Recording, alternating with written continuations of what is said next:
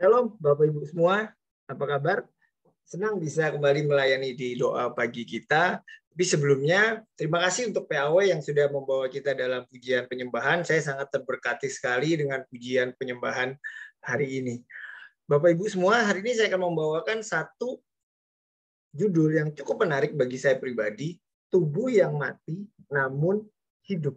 Itu seperti apa? Nanti kita akan lihat mana yang mati dan mana yang hidup. Menarik ketika kita berbicara tentang tubuh. Kenapa? Karena tubuh merupakan bagian terluar dari kehidupan kita. Kita begitu memperhatikan tubuh kita. Wajar Bapak Ibu, semua orang pengen tampil cantik, semua orang pengen tampil bagus, semua orang pengen tampil menawan. Bahkan apalagi di zaman media sosial seperti ini, banyak orang yang melakukan sedikit pencitraan. Contoh ya seperti yang sedang ramai sekarang, ada istilahnya flexing. Orang pengen tampil kaya, memamerkan segala macam kekayaannya. Tujuannya apa? Supaya dilihat orang, kemudian supaya bisa menarik orang untuk mengikuti dia. Berapa banyak di antara kita seperti itu? Kita fokus pada apa yang terlihat di luar, sehingga kita melupakan apa esensi sebenarnya dari kehidupan kita. Sebagai contoh, Bapak Ibu lihat ada gambar ini, ada seorang wanita. Kalau saya lihat dari gambarnya, kemungkinan dia ini seorang reporter TV. Dia tampil di kamera, kita bisa lihat dia cukup rapi, dia berdandan, dan kalau di depan kamera sangat layak lah untuk dipandang. Tapi Bapak Ibu, ternyata di belakang kameranya tampak seperti ini. Kamarnya berantakan, dia hanya memakai celana pendek, dan inilah yang terjadi dalam kehidupan kita Bapak Ibu. Kita begitu memperhatikan yang tampak di luar. Padahal Rasul Paulus mengatakan di dalam 2 Korintus 4 ayat 18, karena kami tidak memperhatikan yang kelihatan, melainkan yang tidak kelihatan. Karena yang kelihatan itu hanya sementara, tetapi yang tidak kelihatan itu kekal. Paulus mengatakan yang kelihatan itu sementara, tetapi yang tidak kelihatan itu kekal. Jadi Bapak Ibu, tubuh kita, apapun yang kita pakai sekarang, itu hanya sementara. Kecantikan kita, kegagahan kita, semua yang kita punya, selama itu bisa dilihat, itu hanya sementara. Termasuk masalah Bapak Ibu, pergumulan Bapak Ibu, sakit penyakit Bapak Ibu, selama itu bisa dilihat, itu hanya sementara. Tujuan saya menyampaikan hari ini adalah pola pikir Bapak Ibu dirubah tentang cara memandang tubuh kita. Itu mulai dari hari ini. Semoga dengan saya menyampaikan hal ini, pikiran kita tentang tubuh itu dirubah dan cara berpikir kita pun dirubah. Nah, dengan kita merubah cara pikir kita, itulah yang akan merubah kehidupan kita. Sebelum masuk ke dalam, ada beberapa hal yang mau saya bahas tentang tubuh. Kebetulan latar belakang saya dari dunia kesehatan, ada beberapa fakta yang mau saya sampaikan, yaitu tubuh manusia ini merupakan tubuh yang sangat lemah. Kenapa Bapak Ibu? Manusia itu bisa bertahan tanpa makanan itu hanya dalam waktu 3 minggu. Manusia bisa bertahan tanpa air itu hanya 2-4 hari. Kemudian tubuh manusia yang kita pakai sekarang itu bisa bertahan tanpa oksigen itu hanya 20 menit. Dan 20 menit pun ini merupakan rekor dunia dari seorang penyelam Bapak Ibu. Dan kalau hanya kita manusia biasa, orang biasa, saya yakin dan percaya tidak akan bisa sampai 20 menit. Hal ini jelas membuktikan bahwa tubuh kita sekarang merupakan sesuatu yang sangat lemah. Contoh nyatanya lagi Bapak Ibu, kita 2 tahun lebih hidup di dalam pandemi, bayangkan virus kecil yang tidak terlihat itu bisa mengalahkan tubuh kita. Bapak Ibu bisa bayangkan betapa lemahnya tubuh kita. Tapi di balik tubuh yang lemah ini, berapa banyak di orang di luar sana, atau mungkin berapa banyak dari antara kita begitu memperhatikan tubuh kita, bahkan melupakan esensi kehidupan kita sebenarnya. Berapa banyak dari antara kita yang berusaha mati-matian untuk tubuhnya dipercantik, dibikin menarik supaya orang melihat, supaya menarik perhatian orang lain.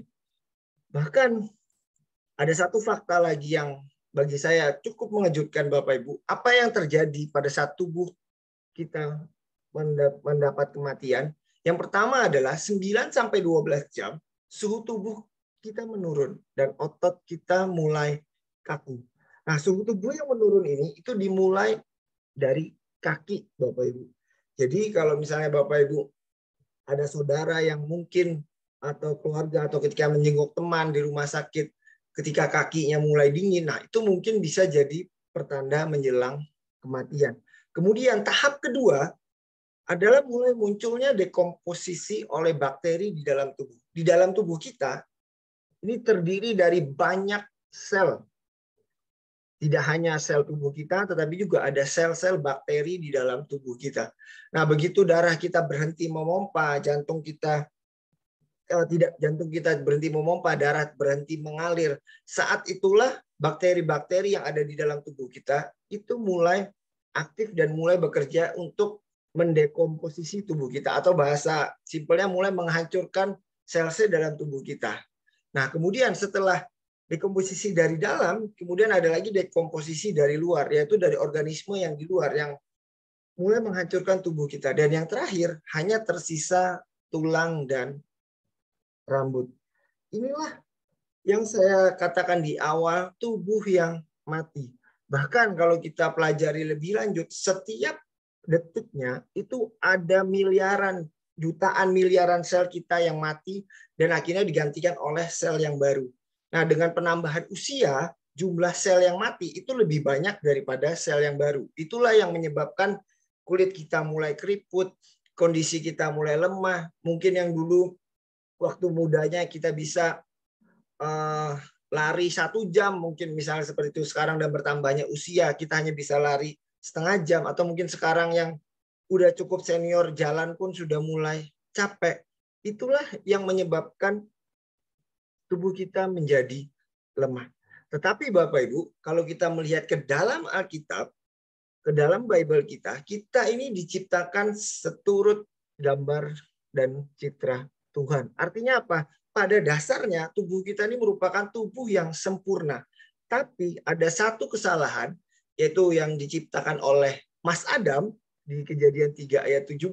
Ketika dia salah makan buah, maka Tuhan berfirman, Yahweh berfirman, dia berfirman kepada Adam, karena engkau telah mendengarkan apa yang dikatakan istrimu dan telah memakan buah dari pohon yang telah aku perintahkan kepadamu dengan berkata, jangan kau makan daripadanya, maka terkutuklah tanah karena engkau dengan bersusah payah engkau akan mencari nafkah dari tanah itu seumur hidupmu. Di ayat 19, dengan bercucuran keringat engkau akan mencari makananmu sampai engkau kembali ke tanah, karena dari situlah engkau telah diambil, sebab engkau debu dan engkau akan kembali kepada debu. Inilah penyebabnya, Bapak Ibu. Inilah penyebabnya kulit kita keriput. Karena itulah para ibu-ibu perlukan skincare. Itu salahkan Mas Adam, Bapak Ibu. Kalau seandainya Mas Adam tidak makan buah pengetahuan baik dan jahat, tubuh kita nggak akan pernah sakit, tubuh kita tidak akan pernah keriput, bahkan kita tidak akan pernah mati. Inilah yang saya katakan di awal, tubuh kita ini pada dasarnya adalah tubuh yang mati. Tapi Bapak Ibu, saya punya kabar baiknya. Inilah kabar baiknya. Di Lukas 22 ayat 44, ketika berada di dalam penderitaan berat, dia makin sungguh-sungguh berdoa, peluhnya seperti titik-titik darah menetes ke tanah. Kenapa di sini ditulis sangat lengkap Bapak Ibu? Karya penebusan Yesus itu sesungguhnya dimulai ketika berada di Taman Getsemani. Inilah pertama kalinya Yesus mengeluarkan darah. Kita tahu Bapak Ibu, karya penebusan itu harus ada darah yang tercurah. Nah, darah yang tercurah pertama kali adalah peristiwa ini. Peluh Yesus menjadi seperti titik darah dan menetes ke tanah. Nah, kenapa harus ke tanah Bapak Ibu? Di ayat sebelumnya kita lihat, di ayat Kejadian 3 ayat 17, maka terkutuklah tanah karena engkau. Jadi ketika Adam jatuh ke dalam dosa, yang dikutuk pertama kali itu bukan Adam, Bapak Ibu, tapi tanah. Dan kabar buruknya, tubuh kita ini terbuat dari debu tanah. Apa buktinya? Di dalam dunia kesehatan, kalau Bapak Ibu nanti searching di Google, tanah itu unsur terbesarnya adalah karbon.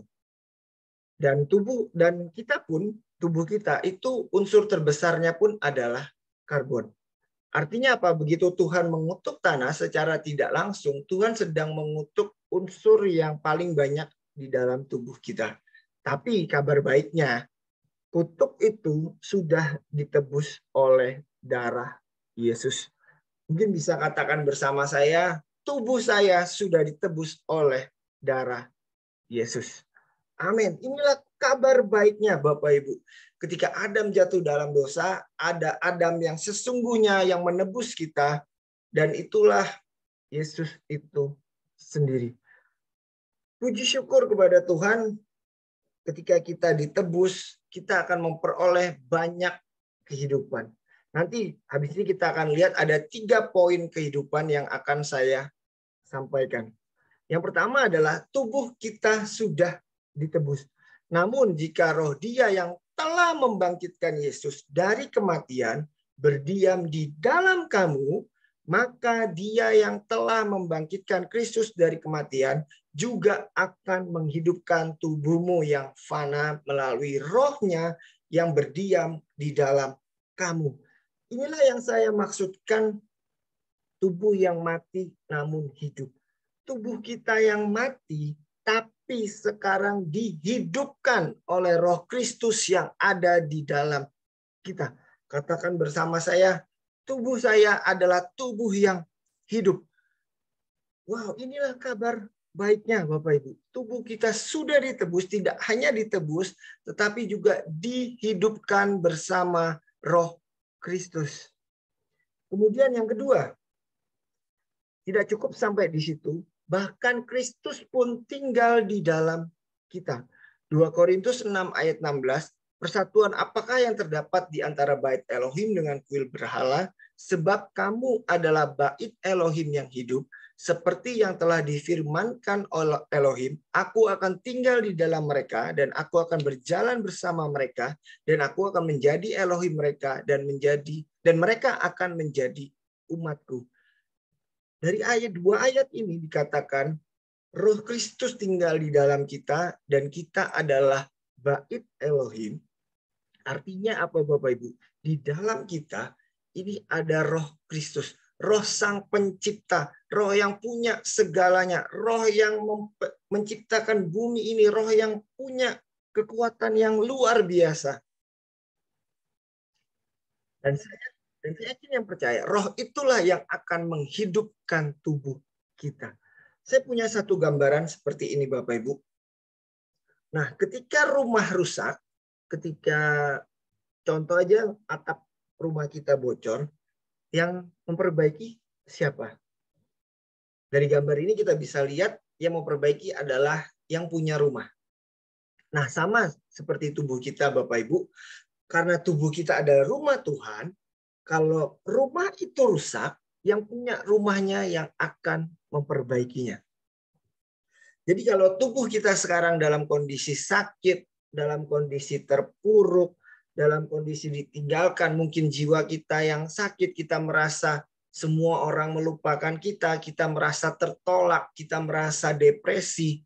Percayalah Bapak Ibu, roh yang hidup di dalam kita, itulah yang akan memperbaiki tubuh kita. Ini kabar baiknya. Dan ini cuma ada di dalam kekristenan. Inilah spesialnya. Inilah privilege kita sebagai pengikut Kristus. Kemudian yang terakhir. Filipi 3 ayat 20. Tetapi kewargaan kita ada di surga. Dari sana kita juga menantikan juru selamat Tuhan Yesus Kristus.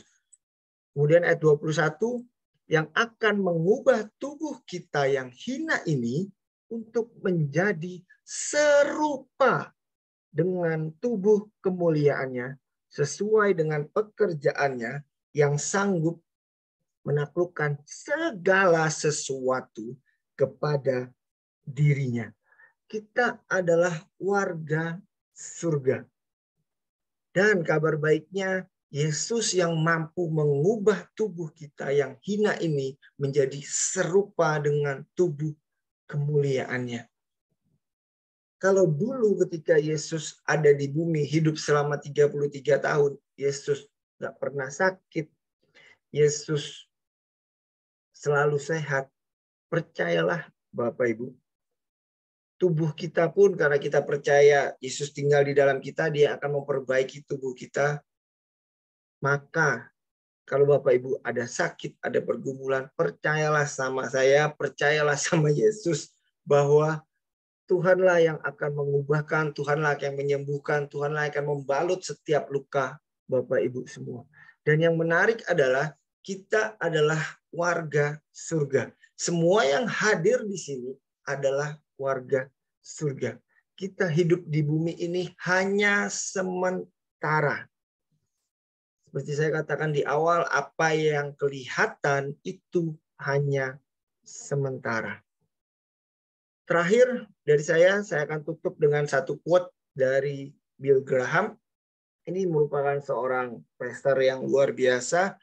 Dia meninggal di usia yang tua dan menurut catatan yang informasi yang saya dapat, dia meninggal bukan karena sakit, tapi memang karena tua.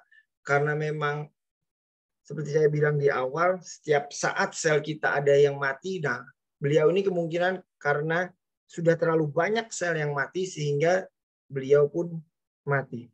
Bukan karena sakit, Bapak Ibu. Dia mengatakan, my home is in heaven. I'm just traveling through this world. Rumahku ada di dalam surga. Saya hanya jalan-jalan di dalam dunia ini. Nah, Bapak Ibu semua, kalau yang namanya jalan-jalan, kita hidup di dunia, mungkin ada yang 70 tahun, 80 tahun, 120 tahun, itu hanya jalan-jalan, maka nikmatilah hidup Bapak Ibu sekarang. Nikmatilah jalan-jalan Bapak Ibu selama ada di dunia. Kalau sekarang dalam kondisi sakit, dalam kondisi berbeban berat, nikmatilah itu. Dan percayalah, Tuhan yang akan menyembuhkan, Tuhan yang akan memulihkan, Tuhan yang akan menyelesaikan semuanya. Tuhan Yesus memberkati.